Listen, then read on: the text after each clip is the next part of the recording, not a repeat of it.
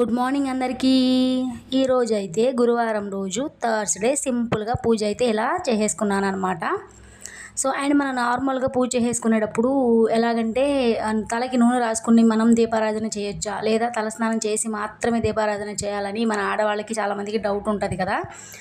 So ఇదేంటంటే ఆడవాళ్ళు మామూలు స్నానం చేసి కూడా నూనె రాసుకున్నప్పుడు కూడా దీపారాధన చేయొచ్చు.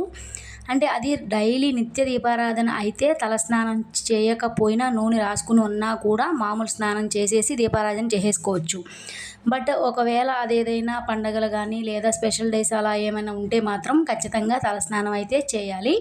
అది అందరికి తెలిసిందే కదా. సో నేనైతే మాత్రం నాకు సెంటిమెంట్ ఏంటంటే నూనె రాసుకుని ఎప్పుడు నిత్య దీపారాధన చేసినా కూడా ఇంట్లో దీపారాధన అయితే నేను చేయను. నూనె రాసినప్పుడు ఇప్పటివరకు చేయలేదు. బట్ చేస్తే మాత్రం తప్పేం కాదు. ఆడవాళ్ళు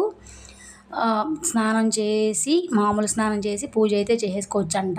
నేను తెలుసుకున్న విషయం ఇది. అండ్ ఇది కాకుండా మీకు ఇంకేమైనా తెలిస్తే దీని గురించి కామెంట్ చేయండి. సో ఈ వీడియో నచ్చితే సబ్స్క్రైబ్ చేసుకోండి friends. Thank you. Bye. Next వీడియోలో కలుద్దాం.